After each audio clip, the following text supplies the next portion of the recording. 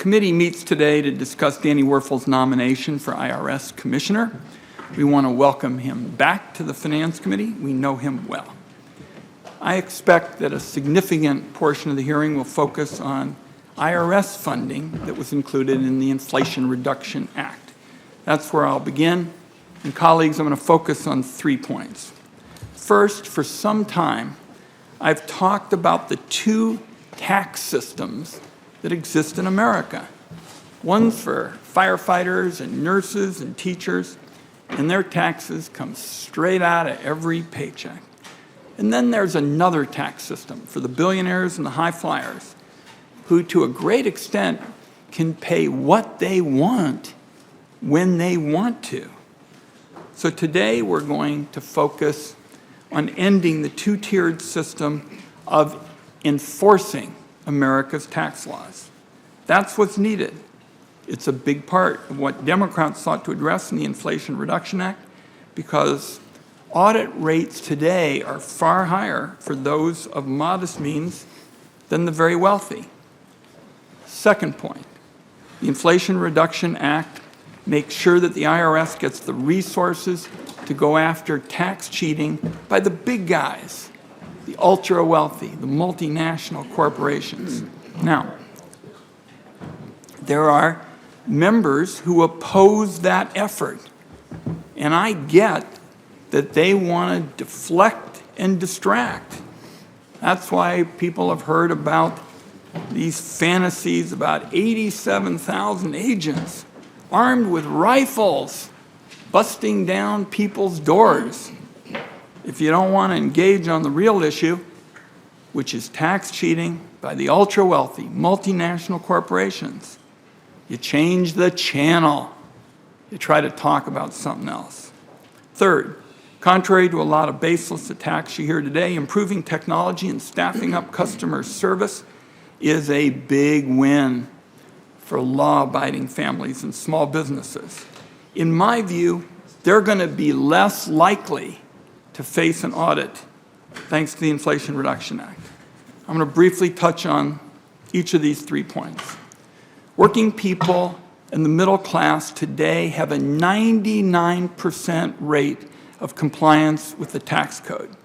Yet working families who claim the Earned Income Tax Credit get audited far more than do the wealthy folks. Didn't get that way by accident.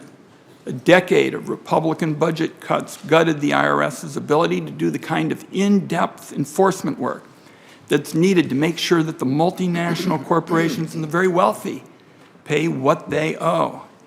From 2012 to 2020, our economy got a whole lot bigger. Yet the total dollar amount of unreported taxes uncovered by corporate audits fell by nearly 60%. Over the last decade, audit rates of wealthy taxpayers making more than $5 million a year fell by 90%. On the other hand, the audit rate for working people didn't budge, even though the IRS was working with fewer resources. That means working Americans bore a much heavier burden. That's where my second point comes in. When Democrats wrote the Inflation Reduction Act, we decided it was long past time to say to the multinational corporations and the tax cheats at the top, nobody is above the law, and that includes you. That's why the bill included new resources for enforcement. Democrats have made clear that the funding is not going to go to auditing Americans who earn less than $400,000. In fact, during the debate on the legislation, Republicans actually struck legislative language from the bill that would have constructed even stronger guardrails on this issue. For Democrats, this is about going after cheating at the top and doing a better job of collecting what the very wealthy and the big corporations already owe. The official tax gap says that $540 billion in taxes goes unpaid each year. We asked the IRS Commissioner, Charles Rettig, about this because we thought it was higher. He said it could be as high as $1 trillion. So the Inflation Reduction Act funding is going to help us get at that issue.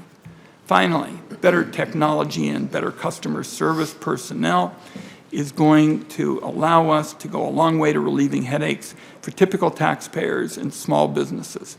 More customer service personnel is going to make a big difference, because in the past it's been a struggle to get anybody on the phone when you call the IRS with a question. In the spring of 2021, to show some progress, 11% of the phone calls got through. Pretty darn low. Last year it was 13%.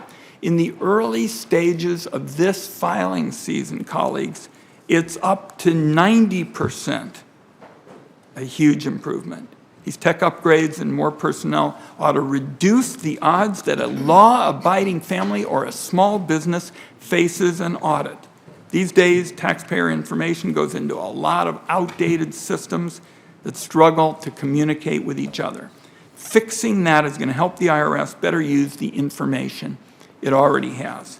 If the IRS can answer its own questions and resolve issues proactively, it's less likely that a busy parent, or let's say, colleagues, the owner of a small local restaurant opens the mailbox one day to find a scary letter from the tax man.